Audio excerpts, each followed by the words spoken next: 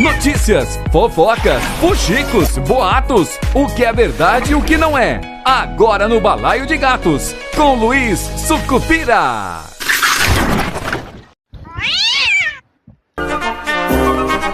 Povo de Sucupira! Olá, ouvintes!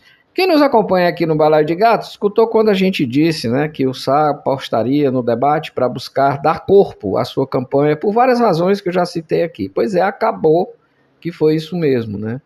A gente viu ontem aí como é que foi o debate, né? Repercutiu bem o debate, alguns extratos, alguns cortes que circularam, normais, esperados, inclusive, mas foi muito bom, né? Uma coisa a gente pode afirmar, esse debate foi o mais fair play, né? Assim, mais, digamos, gentleman, mais educado, mais, digamos, respeitando o adversário que eu assisti esse ano. Educados, polidos, né? E até para bater, digamos assim, que o Augusto foi que começou, né, dando umas pancadas lá no povo, o Augusto foi, digamos, cirúrgico, né? Em 3 assaltos, como se fosse uma luta de boxe, né? Ele bateu em 2 e no terceiro se declarou vencedor. Pronto, acabou. Quem perdeu não foi o Augusto, quem perdeu foi quem não votou no Augusto, né? Então, ou seja, é isso. Então, foi um momento tipo, cheguei chegando, né? Eu cheguei com tudo, cheguei quebrando tudo. Pode me olhar, apaga a luz e aumenta o som. A recalcada pira, falciane conspira. Pra despertar inveja alheia eu tenho dom. E foi isso que começou bem o debate, nessa animação e tal, aquela coisa toda. O pessoal gostou, mexeu com todo mundo, pediram direito de resposta. O Augusto chegou chegando, né? Bem o estilo dele. Cheguei! Todo mundo está falando na rua que uma campanha sem Augusto seria mais triste, né? Isso é fato, tá? Mas a propaganda de rádio será menos alegre. Por não ter a representação no Congresso, o partido do Augusto Mobiliza não terá direito a tempo de rádio. Então, nós não teremos o Augusto falando no rádio no horário da propaganda eleitoral gratuita. Todos nós lamentamos, né? E também, lógico, nem adianta pedir aos partidos, né, os demais partidos, que cedam tempo para ele, pois a legislação não permite. Não é questão de fazer uma vaquinha de tempo para arrumar o tempo para o Augusto falar. Não vai ser possível, é impossível. Enfim, não teremos Augusto no rádio e não é justo propaganda de rádio sem Augusto, não é? Pois é, brincadeiras à parte. Um abraço, meu amigo Augusto, estive com ele ontem, no caso, conversando sobre isso, batendo papo. Hoje a gente vai comentar sobre o plano de governo de Rafael Gadelha e Bandeira Júnior, tá? A gente fiz um sorteiozinho aqui entre eu e eu mesmo, né? E no final das contas foi esse que é o primeiro. Está no ar a série da Mais FM. O plano. Como eu vou falar de todos, a ordem não importa. Eles já estão inscritos, publicados, ainda não está lá na aba de plano de governo o do Roberto Filho, mas ele está dentro do processo. Se você tiver um pouquinho de paciência, você vai achar, inclusive, ele lá, clica lá e ele vai aparecer. Tenha paciência. Bom, o plano tem 38 páginas, tá? Apresentado na cor do partido, verde, né? E ele tem o objetivo de transformar Iguatu em uma cidade mais humana, eficiente, sustentável, inteligente até 2029. Eles querem fazer isso em 4 anos. É ambicioso e tem muito detalhe, mas ele possui algumas lacunas que precisam ser abordadas para garantir sua viabilidade e sucesso. Eu vou destacar alguns pontos de áreas que necessitam de melhoria e uma análise da situação fiscal e financeira que não foi adequadamente considerada no plano. Aliás, não foi nem tocado no assunto. Nos pontos positivos, a gente pode ver que tem uma visão estratégica de longo prazo, isso é interessante. Um alinhamento com a Agenda 2030, que é a proposta, né, dos Objetivos de Desenvolvimento Sustentável, que são as ODS, tá? São os pilares das cidades inteligentes. Isso fortalece o plano, garante que Iguatu siga diretrizes reconhecidas internacionalmente, né, e facilita, inclusive, também a captação de recursos e parcerias, tanto nacionais quanto internacionais. Tem abordagem holística, né, o plano cobre uma ampla gama de áreas fundamentais, ou seja, mexe com tudo, e um sequenciamento de ações, né, divididos por ano, né, então por ano faz isso, no outro ano isso, no outro ano isso, no outro ano isso e tal, e facilita, inclusive, o acompanhamento e avaliação do progresso. Ok, mas o que pode melhorar? Olha, a generalidade dos objetivos. O plano traz, como muitos planos que acredito, a gente vai ver isso, Objetivos como, aspas, promover o crescimento econômico inclusivo e sustentável, fecha aspas. Gente, isso necessita de um detalhamento maior em termos de ações concretas e mensuráveis. O que é que a gente chama de concreto? Não é só escrever a frase, é dizer como chegar. A segunda coisa, falta de um orçamento detalhado. É onde muitos planos pecam. A ausência de uma estimativa orçamentária para cada uma das ações propostas. Tudo que você se mexe, que se movimenta dentro de uma prefeitura, gasta dinheiro, tá? Tem custo. E isso, obviamente, é uma lacuna que não está sendo preenchida nesse plano. Sem um orçamento claro, é difícil avaliar a viabilidade financeira do plano. Você pode dizer que vai fazer um monte de coisa, mas cadê o dinheiro? Né? O que pode comprometer, obviamente, é a execução do plano. O plano é ruim? Não, o plano é bom. Mas cadê? Cadê o dinheiro para isso? Ele vem da onde?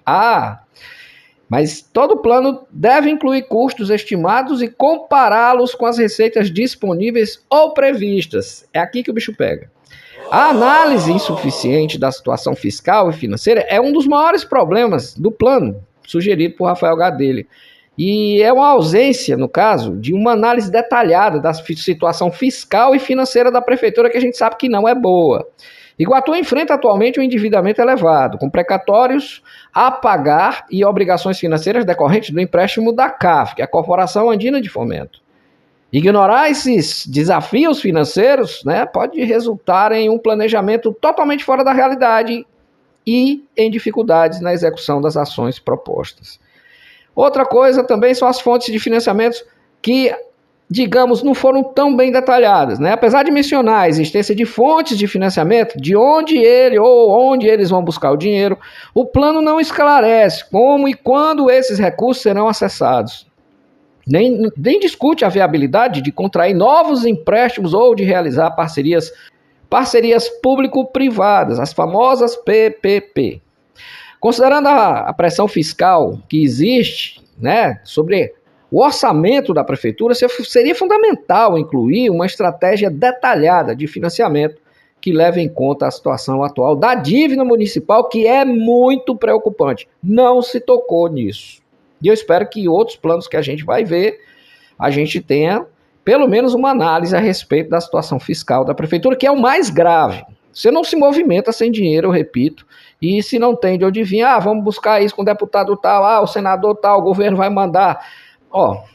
É uma dependência muito grande do apoio governamental. Iguatu consegue, né, fazer um arranjo fiscal de pelo menos não se endividar mais, ou pagar o que deve, ou tentar se equilibrar financeiramente, aplicar de maneira correta os recursos, mas ficam sempre dependendo de verbas de terceiros, quarto, quinto, sexto e tal, nunca resolvendo o problema fiscal, ou seja, é um buraco que quanto mais cava, mais fundo fica.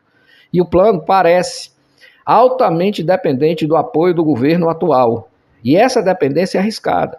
Muda o cenário político, a coisa degringola tudo, obra para, vai ser um inferno. Participação e envolvimento da comunidade. O plano menciona o desenvolvimento inclusivo, ou seja, que quer trazer as pessoas para dentro, mas tem pouca ênfase na participação da comunidade local. A gente não sabe como ela vai poder participar. De que jeito? É o orçamento participativo? Eu não consegui ver isso lá. Tá? Se tiver, me diga onde está e como é que está escrito, para que eu possa, inclusive, fazer ressalva aqui. E outra, um risco de sobrecarga administrativa. É tanto projeto e tanta ação a serem implementadas em 4 anos, que é um período relativamente curto, que com certeza vai sobrecarregar as capacidades administrativas e financeiras da prefeitura. Um estudo de viabilidade mais detalhado poderia ajudar a dar prioridade às ações mais impactantes. Enfim, a proposta, ela delineia um plano abrangente e ambicioso para o futuro de Iguatu, mas falta um orçamento detalhado e uma análise da situação fiscal e financeira da prefeitura, que isso com certeza compromete a viabilidade do plano, ou dificulta muito. Não é dizer onde eu vou buscar o dinheiro, é dizer quanto, como que eu vou receber, se tem contrapartida ou não, enfim, não é simplesmente só apontar o dedo e dizer, vou tirar dali, só se o dali não vier, não acontece nada. Sem esses elementos, no caso, o plano corre risco de se tornar mais para inglês ver, apesar de ser interessante, tá? Isso eu já disse desde o começo, do que prático. É bonito, mas não funciona. Ou não vai funcionar. Ou não vai ter dinheiro. Não é? E coloca em dúvida a sua execução e o alcance efetivo das metas estabelecidas. É isso. Minha sugestão, acessa lá o portal do TSE, entra lá em Iguatu, clica na opção prefeito, clica na opção plano de governo, baixa e vai ler.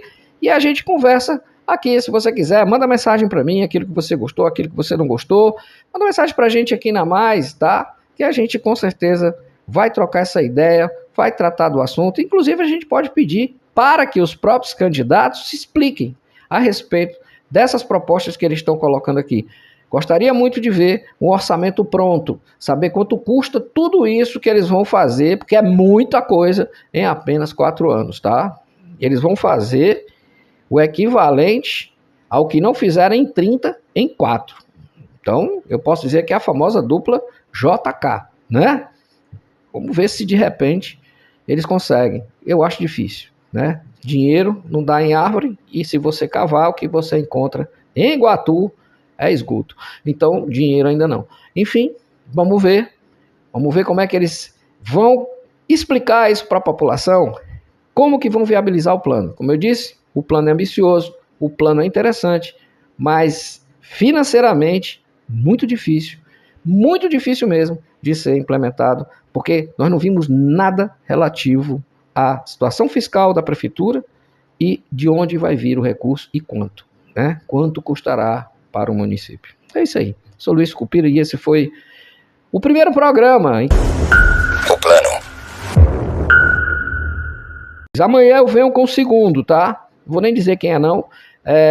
Tá na minha sequência aqui. A gente vai passar para vocês a análise, o que a gente enxergou vendo esse plano, tá bom? Mais um serviço da Mais. É a opinião da gente em cima daquilo que a gente leu. E tá aberto. Os candidatos estão aí para explicar por que eles apostam nisso. Tá bom? Sou Luiz Sucupira. Esse foi o Balaio de Gatos de hoje. Amanhã a gente volta. Tchau, pessoal. Pra frente, Sucupira!